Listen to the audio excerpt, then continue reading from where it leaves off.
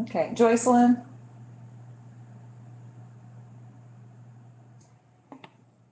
John? Yes, here. Michael? Here. Okay, and I'm looking at Rita and Ron, so I know they're here. So I'll go back to Joycelyn.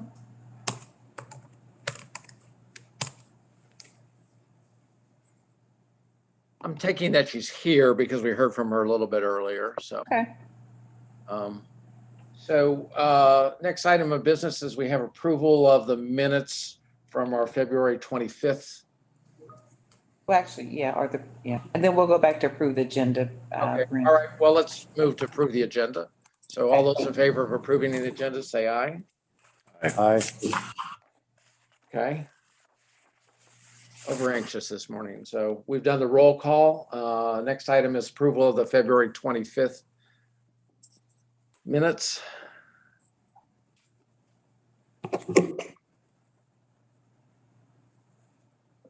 Anybody have any questions about them or seen anything about them that they want changed? Motion to approve the minutes. I would, John Laney. Second, Joycelyn. Okay. Any discussion? All those in favor say aye. Aye. Aye. Aye. You all sound very full-throated this morning. So, I think the motion passed. So we're now down to a construction update, and I turn it over to staff. Okay, in your packet or on the presentation, we're going to do our traditional construction update, just kind of let you know where we are. So if we go to the next slide, please. This is the dashboard or the placemat. Looking at it again, just reminding everybody how we've got this arranged now. Up at the top of the list, these are projects that are completely closed out and finished. So if they've got the black behind them, that means they're done. If they've got the green behind them, that means that they are in some level of activity, one way or another. And then the white ones are still pending, or that we're in some way. I know Jake is on the call, and he can definitely weigh in on some of this if we have additional questions. But one thing that I did want to point out is that if you look at the green column, take it all the way across to construction paid and percentage, some of those percentages are pretty low. And you would think that something like Colburn Road, for example, which is virtually done, and we'll see this in a little bit. I mean, the carpet is going down. You would expect that percentage maybe to be a little higher than 29% when you're at a point where carpet and painting is being done. But there is just a little bit of a lag that's associated with all of this, but everything is still on target. I'd still say if you go all the way, so go to the column that says JE done current, feed that all the way down to the bottom, 84.5. That was our budget, and our soft cost contingency is 2.1 million. And so when you look at our expenditures, our actual expenditures, 48 million. Budget in terms of what we have spent and what we expect to spend is still 84.5 million, with 2.1 million left in the contingency fee. And you can see we kind of walk that all down later on, so that when we have the total, so you go about a little bit more than midway through the page, and the line that says total, that is 55.2 million. Then you have the 40.4 million, which that's basically everything that's left, everything that's in the green and everything that's in the white, plus additional project expenses that are left. These are architect fees, et cetera, land acquisition fees. And so you can see what's the amount that's left, and we're still right on budget in terms of where we need to be. So Jake, anything to add in terms of the placemat? You may be on mute. You've covered that well. Okay. All right. Great.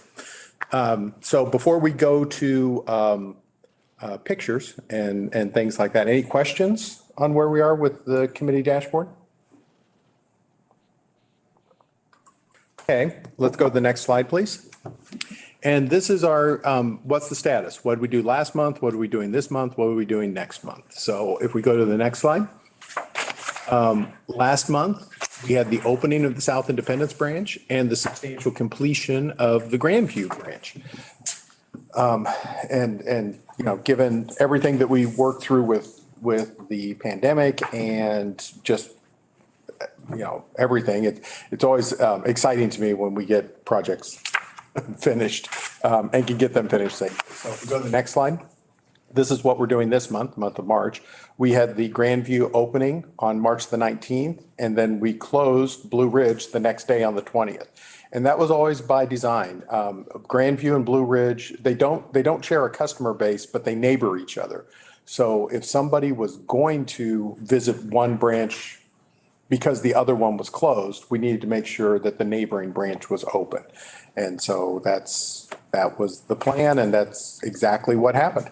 And then the Colburn Road Punch Walk, that's basically where Jake and the OAC team and everybody sort of walks through, and we find, we determine this wall wasn't painted correctly, or, this toilet was installed wrong. We create that punch list from the punch walk, which is really about the last thing that happens before before the building's fully commissioned and turned over to us to start installing furniture and installing the shelving and start moving the books back in.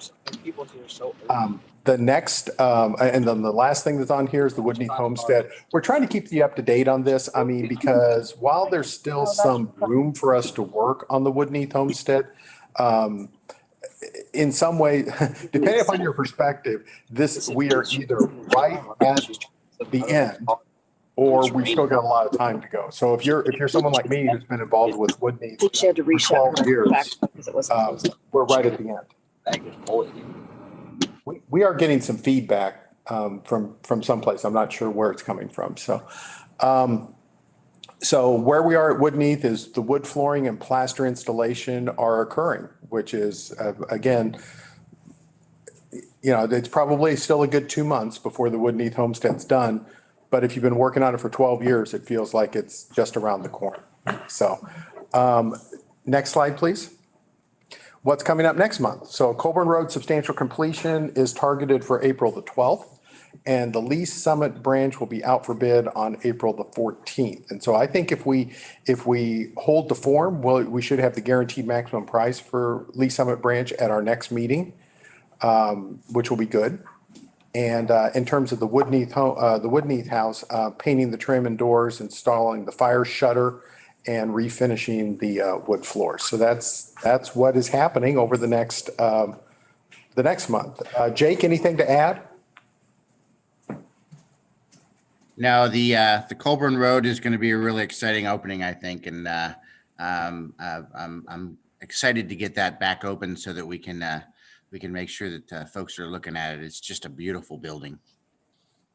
I've been there a couple of times myself, and we'll look at some pictures here in a second. One thing that I do want to mention, and Jake, I'm going to throw you a curveball, sorry about that, is we're not talking about Green Hills on here. And, we've been working on Green Hills. We've got the GMP for Green Hills. So we've been having, it's not so much us, basically if we're using a tennis analogy, all the balls are in other people's courts in terms of what's happening with Green Hills.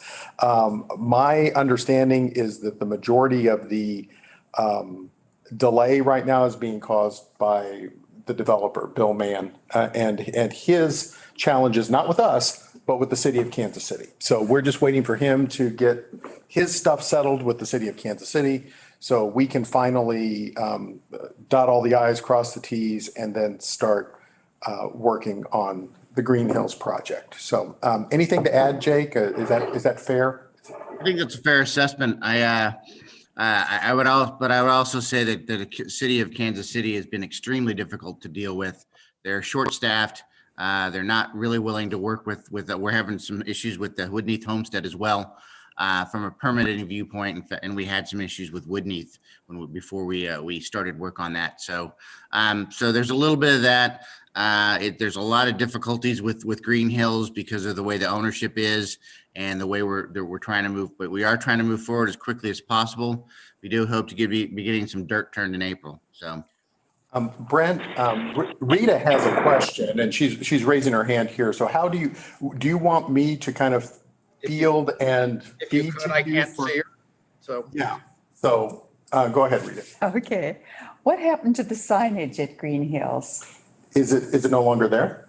No, there's no signage. Okay, don't know. Jake, can we look into what happened to our signage at Green Hills? Yes, we can. Okay. and Hey, Steve, this is Jim Staley. Hey, Jim. Hey, yeah, we actually, I don't know if you remember back, I don't know, I guess it was maybe December, we decided to take the signage down. We didn't the remember library that. instructed J.E. Dunn to take it down because we didn't yet own the property. Because we Oh. had closed on the property. Okay. And so That's- but I do see Rita's point. We probably should be doing something, and we are closer to probably a formal groundbreaking or something. So, so we can coordinate with J.E. Dunn, figure out what's happening in terms of grade, make sure that we're not going to put it someplace that's going to be a problem and go from there. Thank you, Jim. so this is Brent Chaldemar. Do we own the property now? We do. No, I mean, we have to wait. We've done everything Okay. on our side, but we have to wait we are waiting for Bill Mann to finish up some of his stuff with the city so that he can finish the transaction with us. But there's nothing preventing us on our side. He just has to finish some things on his side so that he can sell it. I see Michelle Wyckoff is with us and she's raised her hand. So I'm going to call on Michelle. Are any of the things that would need something that like we need to get a hold of Heather Hall and see if she can help us move some of those things along? Woodneath, no. What I keep hearing, I sat in on a meeting called the OAC meeting, which is the owners, architects and contractors meeting. And we talk about this all the time. And based on my read of that meeting, and Jake is actually our primary contact on that. And I sat in on maybe 75% of that meeting. Based on what I'm hearing, it's not so, the only thing that, what J.E. Dunn's saying, the only thing that Heather might be able to help us with is if she could get more staff in the planning and permitting departments, because it's just taking a long time for stuff to get from point A to point B. They keep losing new staff and having to train new people, and it takes a while to get them trained back up again. But no, Okay, it's. so what you're saying is we're having a problem getting permitting, and she could help us do that. I mean, the fact that they don't have staff, I mean, I know you guys realize me after this long of knowing me, like that's an unacceptable excuse. We're trying to build and do stuff. If there's something she can help us with, then maybe we need to call her. I can. The city is they with all the nonsense from Woodney and the first time and all this stuff. I mean, we just need to. If she can help us, we need to use that to our advantage. Okay. What Jake and I will do is we'll talk with the OAC team, see where things are stalled and target those. And then we will contact Heather Hall about that. Question from John Laney. What city staff member are you dealing with? Is there one principal staff member that is coordinating the request for permits? No, Jake, unfortunately, they don't work like Lee Summit. We have one particular staff member that we coordinate with Lee Summit, but in Kansas City, it's pretty much a throw of the dice as to who you're going to get. And what department are you dealing with primarily? It's essentially you do the process through a system called Compass, and it goes to the different departments that they need depending on what you're permitting for. You know, some the water people deal with one part of it, the fire marshal deals with the other, the building folks deal with another, and it just seems to be like it's very discombobulated at times. Okay, just as a suggestion, you might want to contact the director of the City Development Department, Planning and City Development Department, and see if someone from that department, Planner 3, could be assigned to this to coordinate it, because they are on the committee that you talked about, and that they usually have someone assigned to coordinate it. So it would really help a lot if you could have a staff member who would be responsible to the director of city development, and so that it might be well to ask for that to happen. And I believe they will do that. City development that's what they're supposed to be doing. This is Brent Schoenemeyer. I appreciate everybody's comments. I think our staff has heard us. Let's put that as an agenda item for next month, just so we can sort of track it. I think our point is that I thought we owned a property, my error, and that we have a project we want to undertake, and we have construction crews that we'd like to mobilize, and can we do that? So appreciate the good and interesting discussion. So The one thing, two things I'll say. One thing is that certainly J.E. Dunn has projects all over Kansas City, and one of the things that they are suggesting to us is that we are not unique, not special, that this is happening to everybody. That doesn't mean that it's acceptable. I'm just saying that we're not in a unique position. So I thank all of the guidance and the direction. And so I've got that on our two Kansas City projects, and on Green Hills, we'll work on the signage additionally. So I appreciate all of that. This is helpful. Hey, Steve, and I'm not trying to say that we're special, but Heather has a vested interest in Woodney. Right. And so I just think that she will, I just think she cares a little bit more about that. Yeah, no, I get it, Michelle. And it's certainly one of the things that different conversation. I was involved in an economic incentives program conversation with developers, and basically told them, and I'll repeat it here, that if given my choice between building a building in Kansas City and moving it 2 or 3 blocks so I don't have to build it in Kansas City, just to avoid this sort of headache, that's what I would do every single time. And right. And all of these developers said the same thing. I mean, it's challenging. A nightmare. So, I mean, yeah. My hat's off to all of you, but I think she could help, or she would at least want to if she can. She would want to if she can. That's absolutely true. And so we'll follow up on that. Thank you.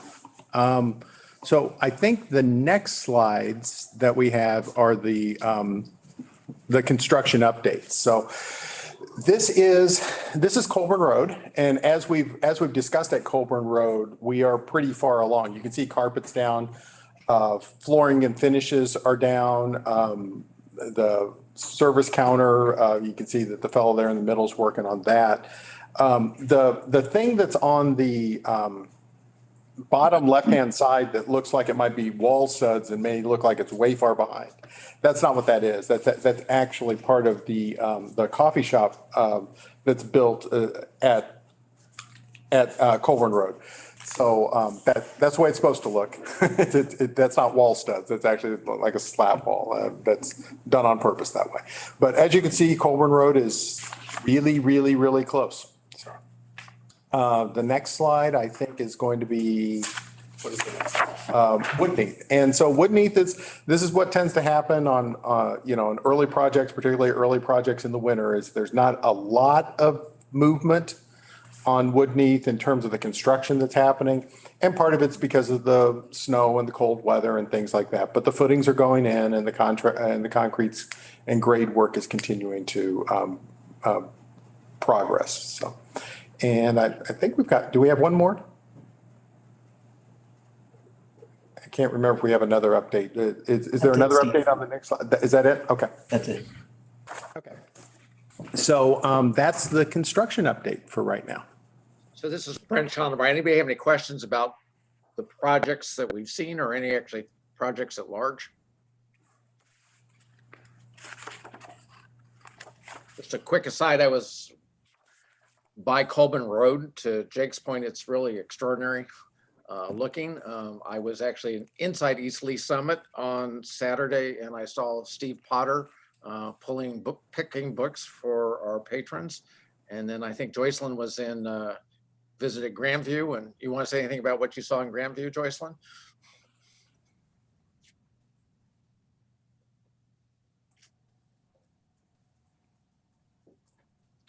Apparently not. Get the right mic here. There I am. Grandview is an amazing transformation. I can't even remember what it looked like before. The amount of usable space has been greatly expanded. Having the double entrances, while it creates issues for staff, it makes it much more convenient coming in from the parking lots. It's a beautiful building, and from what I saw, the first day it opened, it was quite busy. And I got to see Jim Staley pulling books for customers as well. But well done, well done. These are exciting projects, and the excitement from the communities is palpable. So. Thank you, Joycelyn. I think that's it for our open session. So we're going to go into closed session, and I'm going to give a couple of prefatory comments. Is that we're going into closed session because it involves property. It involves, if you look at our dashboard, some of the projects at the very end of it all, and staff is looking for some direction from us. So it's not that we will be making decisions in closed session, is that we just want to be able to have a appropriate discussion about our options, about where it is that we might locate library services relative to property. So if somebody could make the motion, is it on the screen? We will have a vote and then go into closed session. I move that we go into closed session. John Okay. Laney. And John's motion is in reference to what you see on the screen, calls closed session, bullet number 5. So is there a second? Second it, Michael. Thank you, Michael. Any discussion? All those in favor say aye. Aye. Aye. Okay. We might have a minute till we go into closed session, and I leave it up to Steve Potter to determine what staff he wants in the closed session. Yeah, actually, I think what we'll do at this point is Cody will turn it over to you. Do your magic with Zoom and let us know when you're in closed session. The way I understand this is happening is we are all staying put, and Cody is moving the public into a breakout room. So, Okay. Yes, so I'm gonna stop the live feed. So when we stop end the live closed session, if you can give me a few seconds to get it restarted when we get back into the open meeting, that would help me greatly. But I'm gonna go ahead and get stopped on the live feed and get everyone else moved over. just tell us when